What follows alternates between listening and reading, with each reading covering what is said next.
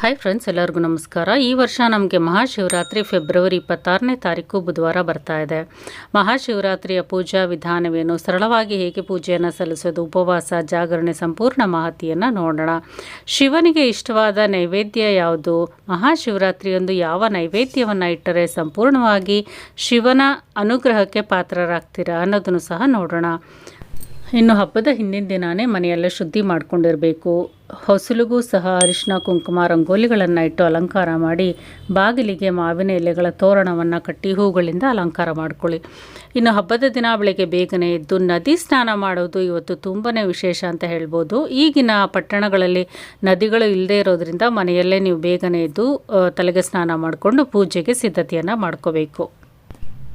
ಶಿವರಾತ್ರಿಯ ದಿನ ವಿಶೇಷ ವಸ್ತುಗಳನ್ನು ನೈವೇದ್ಯ ಮಾಡುವುದರಿಂದ ಕಷ್ಟಗಳಿಂದ ನಾವು ಮುಕ್ತಿಯನ್ನು ಪಡ್ಕೋಬೋದು. ಹಾಗಾದರೆ ಶಿವರಾತ್ರಿಯಂದು ಏನು ನೈವೇದ್ಯ ಮಾಡಬೇಕು ಅಂತ ನೋಡೋಣ.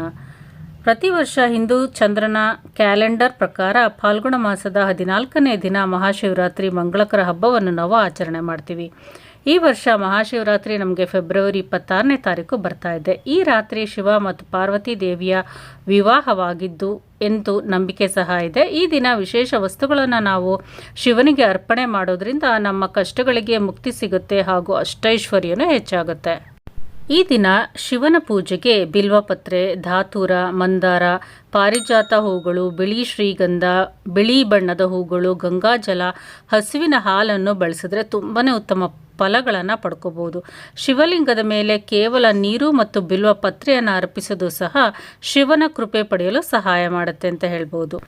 ಶಿವನಿಗೆ ಮಜ್ಜಿಗೆ ಅಂದರೆ ತುಂಬ ಇಷ್ಟ. ಆದ್ದರಿಂದ ನೀವು ಮಹಾಶಿವರಾತ್ರಿಯಂದು ಭಗವಾನ್ ಭೋಲೆನಾಥನಿಗೆ ಮಜ್ಜಿಗೆಯನ್ನು ಸಮರ್ಪಿಸಬಹುದು. ಪೂಜೆ ಪೂರ್ಣಗೊಂಡ ನಂತರ ಅದನ್ನು ನಾವೇ ಸೇವಿಸಬಹುದು ಮತ್ತು ಇತರರಿಗೆ ಪ್ರಸಾದವಾಗಿ ವಿತರಣೆ ಮಾಡಬಹುದು. ಇದರಿಂದ ನಮ್ಮ ಕಷ್ಟಗಳೆಲ್ಲ ಪರಿಹಾರ ಆಗುತ್ತೆ, ಶಿವನ ಕೃಪೆನೂ ಸಹ ಸಿಗುತ್ತೆ. ಮಹಾಶಿವರಾತ್ರಿಯ ಶುಭ ದಿನದಂದು ಭಗವಾನ್ ಶಿವನಿಗೆ ಹಲ್ವಾವನ್ನು ನೈವೇದ್ಯವಾಗಿ ಮಾಡಬಹುದು. ಈ ಹಲ್ವಾವನ್ನು ಗೋಧಿ ಹಿಟ್ಟು ಅಥವಾ ರವೆಯಿಂದ ತಯಾರಿಸಬಹುದು. ಶಿವನಿಗೆ ಈ ನೈವೇದ್ಯ ಅರ್ಪಣೆ ಮಾಡೋದ್ರಿಂದ ಭಕ್ತರ ಎಲ್ಲ ಆಸೆಗಳನ್ನು ಸಹ ಪೂರೈಸುತ್ತಾನೆ ಅಂತ ನಂಬಿಕೆ ಇದೆ. ಶಿವಲಿಂಗಕ್ಕೆ ಜೇನುತುಪ್ಪವನ್ನು ಸಹ ಅರ್ಪಣೆ ಮಾಡಬಹುದು. ನಂಬಿಕೆಗಳ ಪ್ರಕಾರ ಜೀವನದಲ್ಲಿ ತೊಂದರೆಗಳು ಮತ್ತು ರೋಗಗಳನ್ನು ದೂರ ಇಡಲು ಶಿವನಿಗೆ ಜೇನುತುಪ್ಪವನ್ನು ಅರ್ಪಣೆ ಮಾಡಬೇಕು. ಮಹಾಶಿವರಾತ್ರಿಯ ಸಮಯದಲ್ಲಿ ಮೊಸರು ಸಹ ಸಾಮಾನ್ಯವಾಗಿ ನೈವೇದ್ಯ ಮಾಡಲಾಗುತ್ತೆ. ಶಿವನಿಗೆ ಇದನ್ನು ಅರ್ಪಣೆ ಮಾಡೋದ್ರಿಂದ ಎಲ್ಲ ರೀತಿಯ ಸಮಸ್ಯೆಗಳು ಮತ್ತು ಅಡೆತಡೆಗಳನ್ನು ನಿವಾರಿಸಲು ಸಹಾಯ ಮಾಡುತ್ತೆ. ಶಿವಲಿಂಗಕ್ಕೆ ಹಾಲನ್ನು ಅರ್ಪಿಸೋದ್ರಿಂದ ಧನಾತ್ಮಕ ಶಕ್ತಿಯನ್ನು ಆಕರ್ಷಿಸುತ್ತೆ ಮತ್ತು ಶಿವರಾತ್ರಿಯಂದು ಹಾಲನ್ನು ಶಿವನಿಗೆ ಅರ್ಪಣೆ ಮಾಡೋದ್ರಿಂದ ನಾಗದೋಷದಿಂದ ಸಹ ನಾವು ಮುಕ್ತಿಯನ್ನು ಪಡ್ಕೋಬೋದು.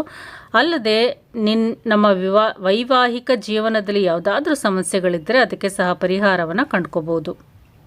ಭಗವಾನ್ ಶಿವನಿಗೆ ಮಾಲ್ಪುವ ಎಂದರೆ ಬಹಳ ಇಷ್ಟ. ಶಿವರಾತ್ರಿಯಂದು ಶಿವನ ಪೂಜೆ ಸಮಯದಲ್ಲಿ ಮಾಲ್ಪುವವನ್ನು ಅರ್ಪಿಸುವುದು ಶ್ರೇಯಸ್ಕರ ಅಂತ ಹೇಳ್ಬೋದು. ಇದರಿಂದ ಶಿವನಿಗೆ ಬೇಗ ಸಂತೋಷ ಆಗುತ್ತೆ.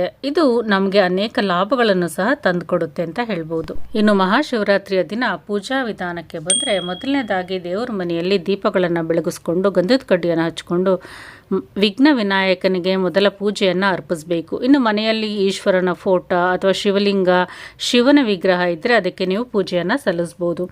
ಮನೆಯಲ್ಲಿ ಅಭಿಷೇಕ ಮಾಡುವಂಥ ಅಭ್ಯಾಸ ಇರುವಂಥವರು ಮೊದಲು ಶಿವಲಿಂಗಕ್ಕೆ ಅಥವಾ ಶಿವನ ವಿಗ್ರಹಕ್ಕೆ ಪಂಚದ್ರವ್ಯಗಳಿಂದ ಅಭಿಷೇಕವನ್ನು ಸಲ್ಲಿಸಿ, ಅಥವಾ ಬರೀ ಹಾಲಿನಿಂದ ಆದರೂ ಸರಿ, ಬಿಲ್ವಪತ್ರೆಯಿಂದ ಆದರೂ ಸರಿ, ಬರೀ ನೀರಿನಿಂದ ಆದರೂ ಸರಿ ನೀವು ಅಭಿಷೇಕವನ್ನು ಸಲ್ಲಿಸಿ ನಂತರ ಪೂಜೆಯನ್ನು ಮಾಡಬಹುದು. ಶಿವನಿಗೆ ಮನೆಯಲ್ಲಿ ಅಭಿಷೇಕ ಮಾಡುವಂಥ ಪದ್ಧತಿ ಇಲ್ಲದೆ ಇರುವಂಥವರು ಶಿವಾಲಯಕ್ಕೆ ಹೋಗಿ ಶಿವನ ಅಭಿಷೇಕಕ್ಕೆ ಬೇಕಾಗಿರುವಂಥ ವಸ್ತುಗಳನ್ನು ಕೊಟ್ಟು ಅಭಿಷೇಕವನ್ನು ಕಣ್ಣಾರೆ ನೋಡಿಕೊಂಡು ಬಂದು ನಂತರ ಮನೆಯಲ್ಲಿ ಪೂಜೆಯನ್ನು ಮುಂದುವರಿಸ್ಬೋದು. ಶಿವನ ಲಿಂಗ ಅಥವಾ ಶಿವನ ಫೋಟೋ ಅಥವಾ ಶಿವನ ವಿಗ್ರಹಕ್ಕೆ ಬಿಲ್ವಪತ್ರೆಯಿಂದ ಶಿವನ ಅಷ್ಟೋತ್ರವನ್ನು ಹೇಳಿಕೊಂಡು ಅರ್ಚನೆಯನ್ನು ಮಾಡಬೇಕು. ಶಿವನ ಅಷ್ಟಕ, ಸ್ತೋತ್ರ, ಮಂತ್ರಗಳನ್ನು ಪಠಿಸಬೇಕು. ನಂತರ ಗಂಧದ ಕಡ್ಡಿ, ಕರ್ಪೂರ, ಸಾಮ್ರಾಣಿ ಬತ್ತಿಯಿಂದ ಪೂಜೆಯನ್ನು ಸಲ್ಲಿಸಿ ಶಿವನಿಗೆ ಪ್ರಿಯವಾದ ನೈವೇದ್ಯವನ್ನು ಸಮರ್ಪಣೆ ಮಾಡಬೇಕು. ಸರಳವಾಗಿ ಬಿಲ್ವಪತ್ರೆ ಅರ್ಚನೆಯನ್ನು ಮಾಡಿಕೊಂಡು 108 ಬಾರಿ ಓಂ ನಮಃ ಶಿವಾಯ ಅಂತ ಹೇಳಿಕೊಂಡು ಪೂಜೆ ಮಾಡಿದ್ರೂ ಸಹ ಸಂಪೂರ್ಣವಾಗಿ ಶಿವನ ಒಂದು ಕೃಪಾ ಕಟಾಕ್ಷಕ್ಕೆ ಪಾತ್ರರಾಗ್ತೀರ. ಇನ್ನು ಬೆಳಿಗ್ಗೆ ದೇವಸ್ಥಾನಕ್ಕೆ ಹೋಗೋಕ್ಕೆ ಸಾಧ್ಯ ಆಗದೇ ಇರೋರು ಸಂಜೆ ಹೋಗಿ ದೇವಸ್ಥಾನದಲ್ಲಿ ಶಿವನ ಒಂದು ದರ್ಶನವನ್ನು ಪಡೆದುಕೊಂಡು ಬಂದರೆ ತುಂಬಾ ಉತ್ತಮ. ಇನ್ನು ಉಪವಾಸ ಜಾಗರಣೆ ವಿಚಾರಕ್ಕೆ ಬಂದರೆ ಬೆಳಗ್ಗೆಯಿಂದ ನೀವು ಆ ನಾಳೆ ಬೆಳಿಗ್ಗೆವರೆಗೂ ಉಪವಾಸವನ್ನು ಇರಬೇಕಾಗತ್ತೆ. ಬರೀ ಹಾಲು ಹಂಪಲನ್ನು ತಿಂದು ನೀವು ಉಪವಾಸವನ್ನು ಮಾಡ್ಬೋದು, ಅಥವಾ ಕೇವಲ ಸಾತ್ವಿಕ ಆಹಾರವನ್ನು ಮಾತ್ರ ಸೇವನೆ ಮಾಡಿಕೊಂಡು ಉಪವಾಸ ಇರ್ಬೋದು. ಯಾವುದೇ ಈರುಳ್ಳಿ ಬೆಳ್ಳುಳ್ಳಿಯನ್ನು ಬಳಸಬಾರ್ದು. ಆ ದಿನ ಮಾಂಸಾಹಾರವನ್ನು ಮನೆಯಲ್ಲಿ ಮಾಡಬಾರ್ದು, ತಿನ್ನಬಾರ್ದು. ಉಪವಾಸ ಪೂಜೆ ಜಾಗರಣೆ ಮಾಡುವಂಥವರು ಆ ದಿನ ದಾಂಪತ್ಯದಿಂದ ದೂರ ಇರಬೇಕು, ಮನೆಯಲ್ಲಿ ಶಾಂತ ವಾತಾವರಣ ಇರಬೇಕು, ದೇವರ ಧ್ಯಾನದಲ್ಲೇ ತೊಡಗಿರಬೇಕು. ಇನ್ನು ಜಾಗರಣೆ ಮಾಡುವಂಥವರು ರಾತ್ರಿ ಇಡೀ ಜಾಗರಣೆಯನ್ನು ಮಾಡಿ ಬೆಳಗ್ಗೆ ಎದ್ದು ಸ್ನಾನ ಮಾಡಿಕೊಂಡು ಮತ್ತೆ ಶಿವನ ಪೂಜೆಯನ್ನು ಸಲ್ಲಿಸಿ ಜಾಗರಣೆಯನ್ನು ಮುರಿಬೋದು, ಉಪವಾಸವನ್ನು ಸಹ ಮುರಿಬೋದು. ನೀವು ಉಪವಾಸ ಜಾಗರಣೆ ಯಾವುದೂ ಮಾಡೋದಕ್ಕೆ ಸಾಧ್ಯ ಇಲ್ಲ, ಆರೋಗ್ಯ ಸರಿ ಇಲ್ಲ ಅಂತ ಅನ್ನೋರು ಕೇವಲ ಒಂದು 5-6 ಬಿಲ್ವಪತ್ರೆ ಎಲೆಗಳನ್ನು ತಂದು ಶಿವನಿಗೆ ಅರ್ಪಿಸಿ ಓಂ ನಮಃ ಶಿವಾಯ ಅಂತ 108 ಬಾರಿ ಜಪಿಸಿದ್ರೂ ಸಾಕು. ಆ ಭಕ್ತಿಯಿಂದ ಖಂಡಿತವಾಗ್ಲೂ ಶಿವನು ನಿಮಗೆ ಅನುಗ್ರಹ ಕೃಪಾ ಕಟಾಕ್ಷ ಸಿಕ್ಕೇ ಸಿಗುತ್ತೆ. ಪೂಜೆಯಲ್ಲಿ ಲೋಪಗಳು ಬಂದರೂ ಸಹ ಪರವಾಗಿಲ್ಲ, ಭಕ್ತಿಯಲ್ಲಿ ಯಾವುದೇ ಲೋಪ ಇಲ್ಲದೆ ಶ್ರದ್ಧೆಯಿಂದ ಪೂಜೆಯನ್ನು ಸಲ್ಲಿಸಿದ್ರೆ ಸಂಪೂರ್ಣ ಶಿವನ ಒಂದು ಕಟಾಕ್ಷಕ್ಕೆ ಪಾತ್ರರಾಗ್ತೀರ. ಎಲ್ಲರಿಗೂ ನಮಸ್ಕಾರ.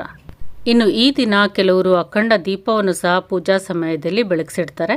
ನಿಮಗೆ ಇಷ್ಟ ಇರುವಂಥವರು ಅಖಂಡ ದೀಪವನ್ನು ಸಹ ಪೂಜಾ ಸಮಯದಲ್ಲಿ ದೇವ್ರ ಮನೆಯಲ್ಲಿ ನೀವು ರೆಡಿ ಮಾಡ್ಕೋಬೋದು. ಅದಕ್ಕೆ ಎಳ್ಳೆಣ್ಣೆ ಅಥವಾ ಕೊಬ್ಬರಿ ಎಣ್ಣೆ ಅಥವಾ ಸಾಸಿವೆ ಎಣ್ಣೆಯನ್ನು ಬಳಸಿ ಅಖಂಡ ದೀಪವನ್ನು ಬೆಳಗಿಸ್ಕೋಬೋದು. 24 ಗಂಟೆಗಳು ಸತತವಾಗಿ ಉರಿಯೋ ರೀತಿ ನೋಡಿಕೊಂಡ್ರೂ ಸಹ ಮನೆಯಲ್ಲಿ ಒಳ್ಳೆ ಪಾಸಿಟಿವ್ ಎನರ್ಜಿ ಅನ್ನೋದು ವೃದ್ಧಿ ಆಗುತ್ತೆ, ಮನೆಯ ಅಭಿವೃದ್ಧಿನೂ ಸಹ ಉಂಟಾಗುತ್ತೆ. ಎಲ್ಲರಿಗೂ ನಮಸ್ಕಾರ.